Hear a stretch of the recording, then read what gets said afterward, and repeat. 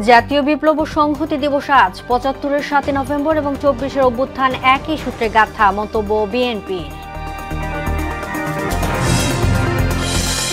গুমের সর্বোচ্চ সাজা মৃত্যুদণ্ডের বিধান রেখে অধ্যাদেশে চূড়ান্ত অনুমোদন, বিশেষ ট্রাইব্যুনালের মাধ্যমে ৪ মাসেই বিচার শেষ করার বাধ্যবাধকতা।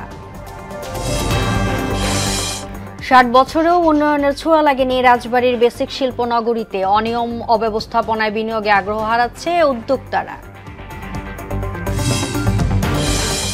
এবং বাজারে ছড়াচ্ছে পেঁয়াজের ঝাঁজ, সপ্তাহের ব্যবধানে বেড়েছে ৫০%, সরবরাহ বাড়ায় কিছুটা কমেছে সবজির দর।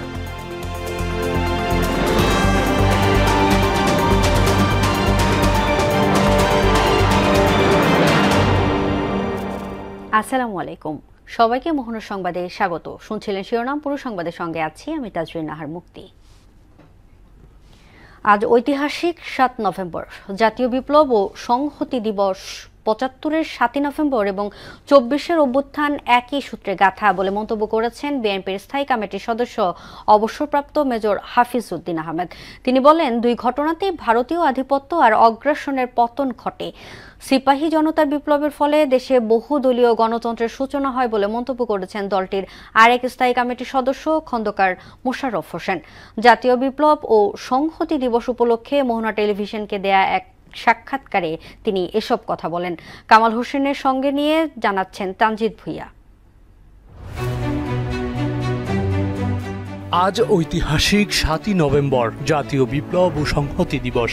সিপাহী জনতার অভ্যুত্থানের মাধ্যমে আধিপত্যবাদ, একনায়কতন্ত্র, একদলীয় শাসন, জনজীবনে বিশৃঙ্খলা সহ তখনকার বিরাজমান নৈরাজ্যের অবসান ঘটে। অস্থিতিশীল অবস্থা থেকে ফিরে আসে শৃঙ্খল পরিবেশ।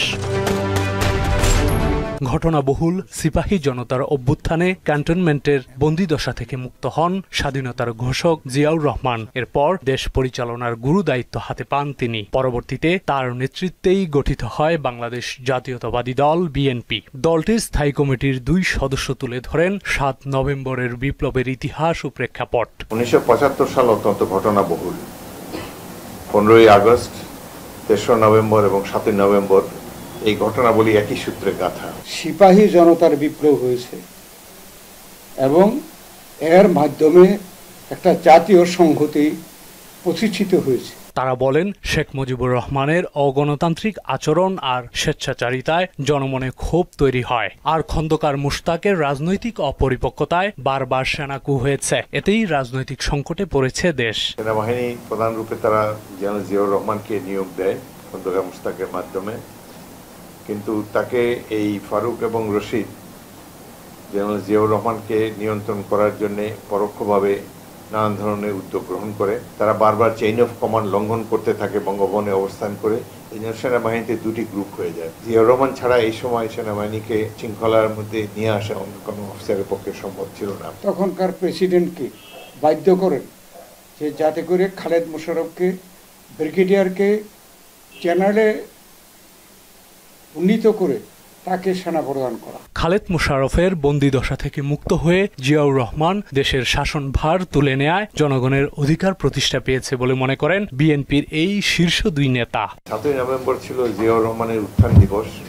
সে সময় আওয়ামী লীগের কোনো সরকার ছিল না, দেশে একটা রাজনৈতিক শূন্যতা বিরাজমান ছিল। এই শূন্যতা পূরণের জন্যই সাধারণ সিপাহী জনতা এবং সাধারণ মানুষের অনুরোধের প্রেক্ষিতেই জিয়াউর রহমান রাষ্ট্র পরিচালনার দায়িত্ব গ্রহণ করেন। জিয়াউর রহমান সেনাপ্রধান, সামরিক আইন প্রধান এবং দেশের সরকারের পক্ষ থেকে তিনি দায়িত্ব গ্রহণ করেন। সংবিধানে আমাদের ধর্মনিরপেক্ষতা ছিল, সেখানেও কিন্তু সংবিধানে ওইটা পরিবর্তন করে তখন সেখানে আল্লাহর উপরে বিশ্বাস স্থাপন, সকল ধর্মের সমান অধিকার। ডক্টর খন্দকার মোশাররফ হোসেন বলেন, সিপাহী জনতার বিপ্লবের পর দেশ একদলীয় শাসন ব্যবস্থা থেকে বহুদলীয় গণতন্ত্রের দিকে ধাবিত হয়েছে। এই প্রেসিডেন্সিয়াল পদ্ধতিতেই সংসদকে শক্তিশালী করে দেশ অগ্রসর হয় এবং অনেক সংসদীয় যে পরিবর্তন, সংবিধানের যে পরিবর্তন, এগুলো আনা হয়।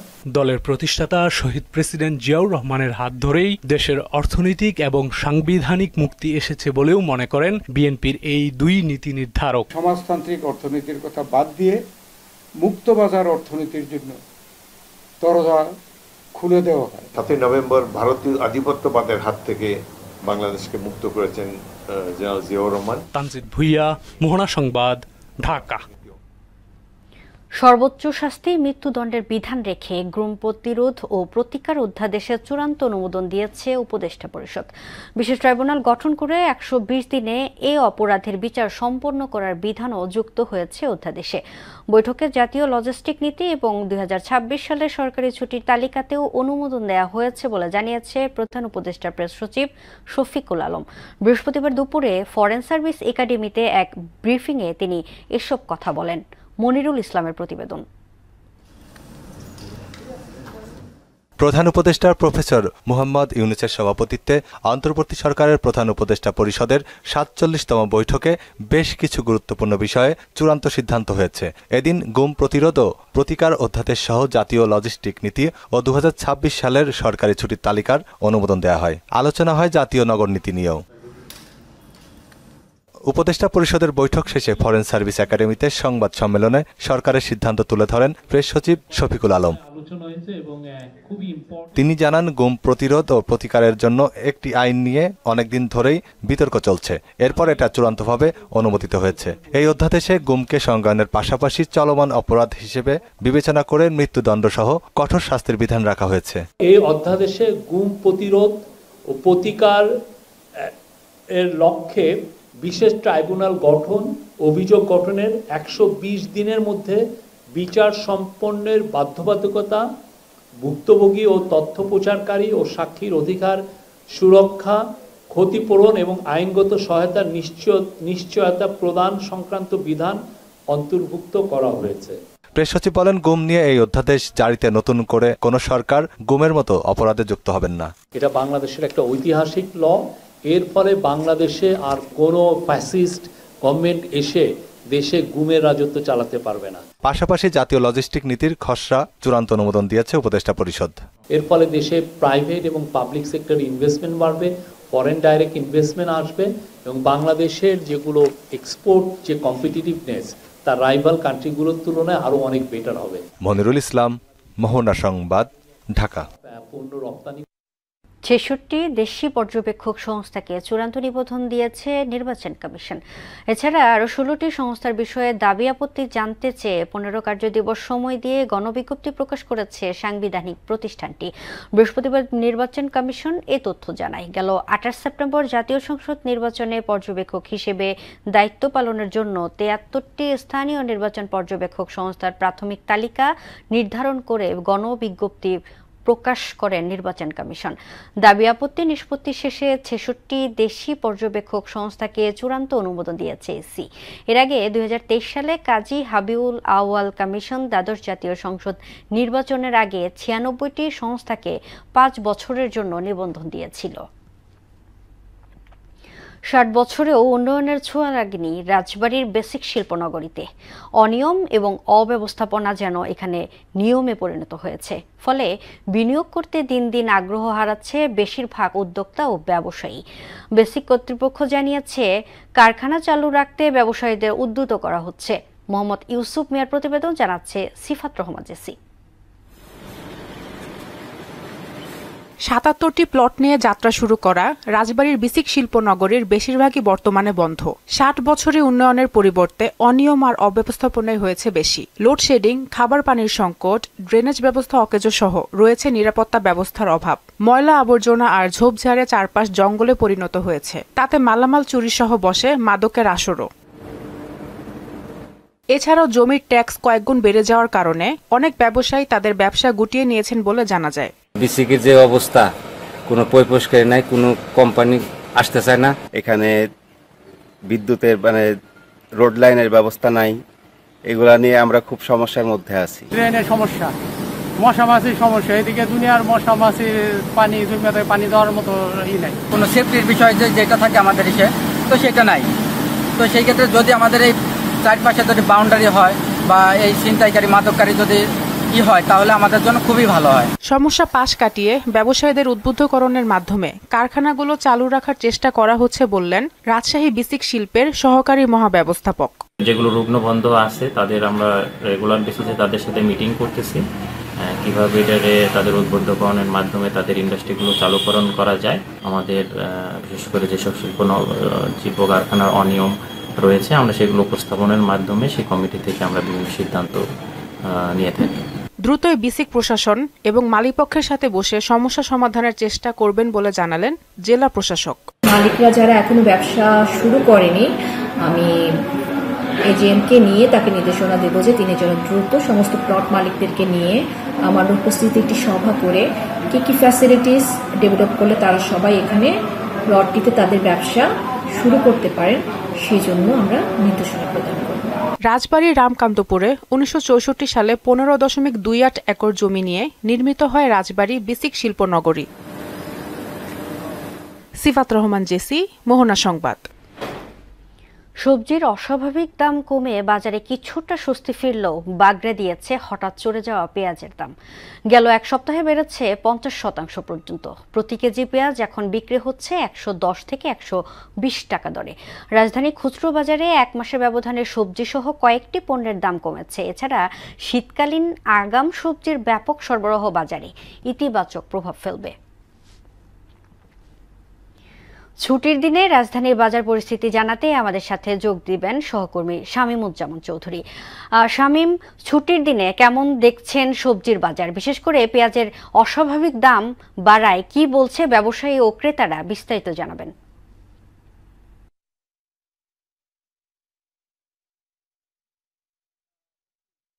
যে অস্বাভাবিক দাম ছিল সেই দাম কিছুটা কমে যখন সাধারণ মানুষ অনেকটা স্বস্তির মধ্যে ছিল সেই মুহূর্তে কিন্তু দাম বেড়েছে পেঁয়াজের। গত এক সপ্তাহে পেঁয়াজের দাম কিন্তু 50% পর্যন্ত বেড়েছে। এখন এই মুহূর্তে রাজধানীর বিভিন্ন বাজারে পেঁয়াজ বিক্রি হচ্ছে 110 থেকে 120 টাকা এবং দোকান ভেদে 130 থেকে 140 টাকাও বিক্রি হচ্ছে। এবং পাশাপাশি খুচরা বাজারে কিছু দাম কম হলো, কিন্তু পাইকারি বাজারে কিছু দাম কম হলো, কিন্তু খুচরা বাজারের দাম অনেক বেড়েছে। পাশাপাশি রসুনের দামও কিন্তু তুলনামূলক বেড়েছে। দেশি রসুন বিক্রি হচ্ছে 100 টাকা এবং চায়না যে রসুন সেই রসুনটি বিক্রি হচ্ছে 160 টাকা দরে। পেঁয়াজের যে অস্বাভাবিক দাম বেড়েছে এতে কিন্তু যারা পেঁয়াজ কিনতে আসেন তারা কিন্তু অনেকটাই ক্ষোভ প্রকাশ করে। তারা বলেছেন যে কিছুটা সিন্ডিকেটের কারণে পেঁয়াজের কিন্তু সরবরাহ ঘাটতি নেই, তারপরেও কিন্তু পেঁয়াজের দাম বেড়েছে প্রায় 50% পর্যন্ত বেশি। এবং বেশ কয়েকটি পণ্য আপনাকে একটু বলে রাখি যে গত এক মাসের ব্যবধানে কিন্তু বেশ কয়েকটি পণ্যর দাম কমেছে, সেটি হচ্ছে 7 থেকে 233% পর্যন্ত কিন্তু দাম কমেছে। কিন্তু এর মধ্যে পেঁয়াজের দাম যে বাড়তি, এই বাড়তি দামে কিন্তু সাধারণ মানুষ অনেকটাই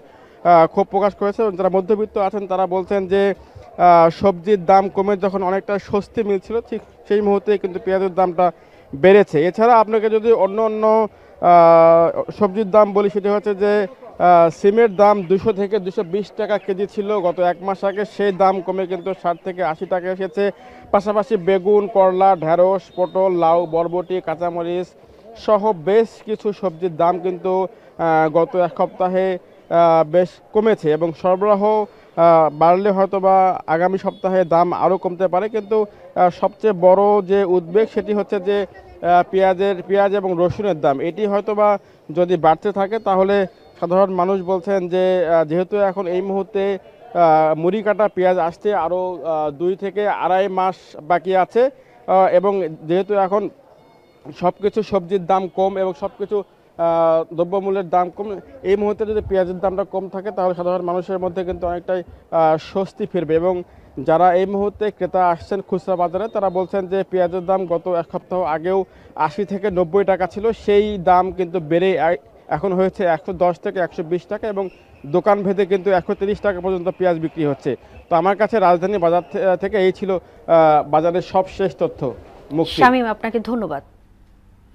এবার সারা দেশে অনুষ্ঠিত সভা সমাবেশ নিয়ে প্রতিনিধিদের তথ্যচিত্রে দেখুন ডেস্ক রিপোর্ট। প্রান্তিক ও পিছিয়ে পড়া জনগোষ্ঠীকে এগিয়ে নিতে গাইবান্ধায় সকল এনজিও সংস্থার নির্বাহী প্রধানদের সাথে মতবিনিময় সভা অনুষ্ঠিত হয়েছে। নির্বাচনে বিএনপির মনোনয়ন প্রার্থী ঝালকাঠি 2 আসনের ইশরাত সুলতানা ইলেন ভুট্টো নেতাকর্মীদের নিয়ে গণসংযোগ করেছেন।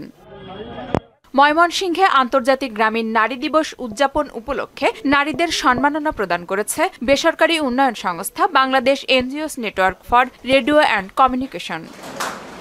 সার ও বীজ বিক্রির অনুমতি এবং বিএডিসি বীজ ডিলারদের সার ডিলারে রূপান্তরিত করার দাবিতে সিরাজগঞ্জে মানববন্ধন ও স্মারকলিপি প্রদান করা হয়েছে। মৌলভীবাজারের শ্রীমঙ্গলে দলিত ও চা জনগোষ্ঠীর অভিজ্ঞতা বিষয়ক পরামর্শ সভা অনুষ্ঠিত হয়েছে।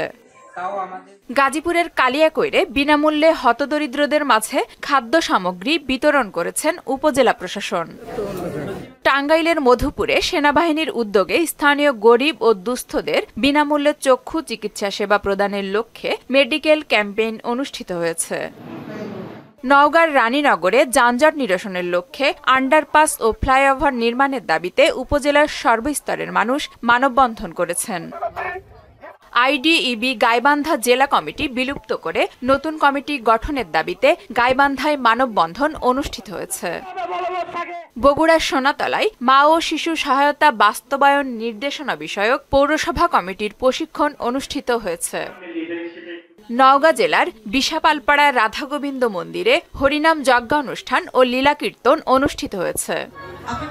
টাঙ্গাইলের মির্জাপুরে মহেরা পুলিশ ট্রেনিং সেন্টারে ৫৬তম টিআরসি ব্যাচের কনস্টেবলদের মৌলিক প্রশিক্ষণ শেষে সমাপনী অনুষ্ঠান হয়েছে। সাঁওতাল হত্যা দিবস উপলক্ষে গাইবান্ধায় আদিবাসী সাঁওতাল নারী পুরুষের বিক্ষোভ, সমাবেশ ও র্যালি অনুষ্ঠিত হয়েছে। তারেক রহমান ঘোষিত রাষ্ট্র কাঠামো মেরামতের ৩১ দফা কর্মসূচি বাস্তবায়নের লক্ষ্যে মুন্সিগঞ্জ জেলা মৎস্যজীবী দলের উদ্যোগে লিফলেট বিতরণ কর্মসূচি অনুষ্ঠিত হয়েছে। ফরিদপুরের নগরকান্দার লস্করদিয়ায় শামা ওবায়েদ ইসলাম রিঙ্কুর বিএনপি থেকে মনোনয়ন পাওয়ায় নগরকান্দা উপজেলা বিএনপি ও সালথা উপজেলা বিএনপি আয়োজিত সংবর্ধনা অনুষ্ঠান হয়েছে।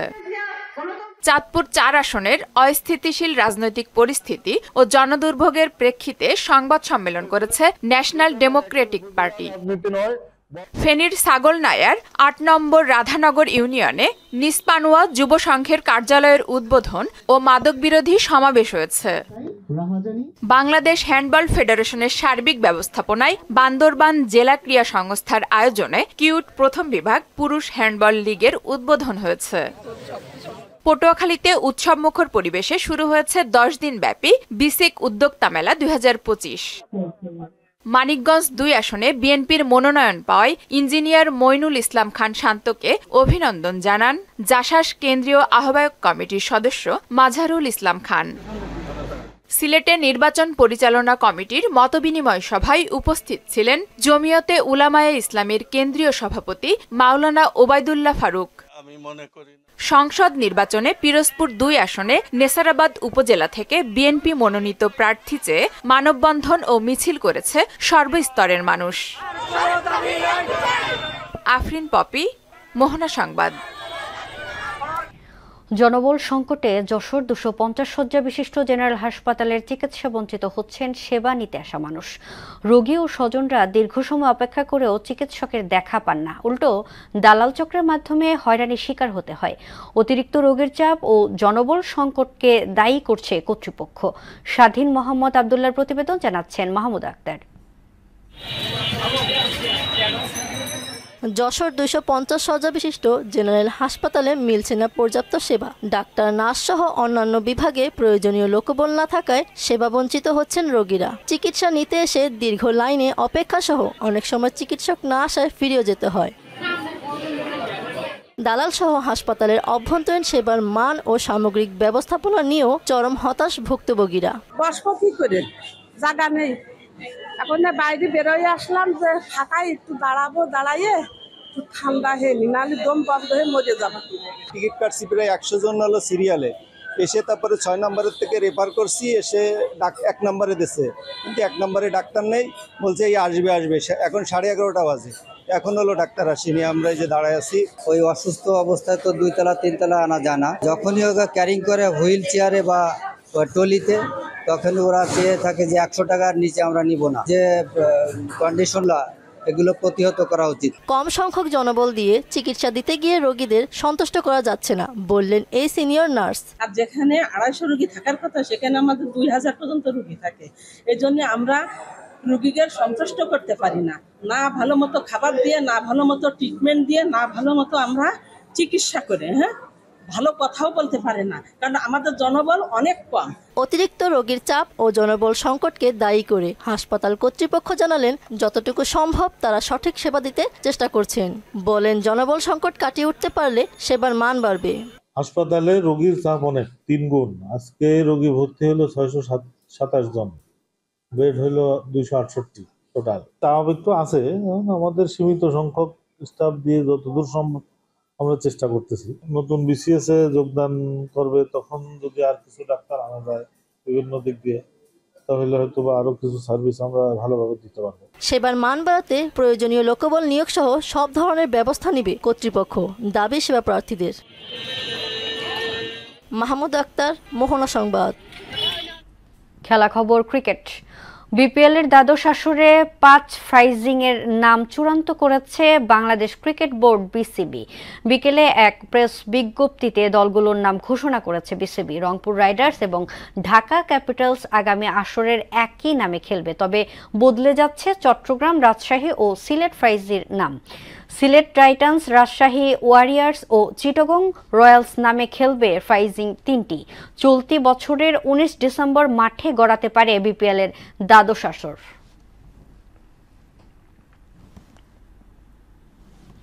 দর্শক, এ পর্যায়ে জানিয়ে দিচ্ছি আজকের সংবাদপত্রের গুরুত্বপূর্ণ শিরোনাম।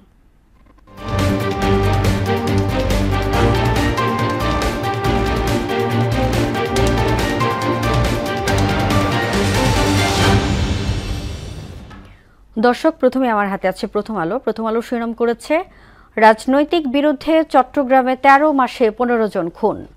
বিএনপির নির্বাচনী যাত্রা শুরু 7 নভেম্বরের কর্মসূচির মধ্য দিয়ে। নিউ ইয়র্ক জয়ী মামদানির সঙ্গে কথার লড়াইয়ে ডোনাল্ড ট্রাম্প। দৈনিক ইত্তেফাক শিরোনাম করেছে 221 কোটি শেয়ারধারী ক্ষুদ্র বিনিয়োগকারী পথে বসলেন 5 ব্যাংকের একীভূতকরণ। গণভোট ও জুলাই সনদ ইস্যুতে দলগুলোতে এখনো অনৈক্য। গুমের সর্বোচ্চ শাস্তি মৃত্যুদণ্ড। সমকাল শিরোনাম করেছে জামাতের বড় নেতার বিপরীতে বিএনপির প্রার্থীরা কিছুটা দুর্বল। 5 ব্যাংকের শেয়ার লেনদেন স্থগিত। প্রাথমিকের সঙ্গীত ও শারীরিক শিক্ষকের পদ পুনর্বহাল দাবি। বাংলাদেশ প্রতিদিন শিরোনাম করেছে উদ্ধার হয়নি 1 টাকাও। ঐতিহাসিক 7 নভেম্বর আজ, সনদ নিয়ে এখনো গভীর সংকট। যুগান্তর শিরোনাম করেছে গণভোট ও জুলাই সনদ ইস্যুতে উত্তপ্ত রাজনীতি, বিএনপি জামাত মুখোমুখি। আলোচনায় বসতে মির্জা ফখরুলকে ডক্টর তাহেরের ফোন। ভোটের দিনই গণভোট, আগে পরে কিছু নয়। এবং সর্বশেষ দ্য ডেইলি স্টার শিরোনাম করেছে BNP alliance upset over delay in seat sharing. Prepolls climate remained fragile, says US based International Republican Institute. Government clears draft law with death penalty. দর্শক, এই ছিল সংবাদপত্রের গুরুত্বপূর্ণ শিরোনাম। শেষ করব মোহনা সংবাদ, যাবার আগে শিরোনামগুলো দেখে নিচ্ছি আরও একবার।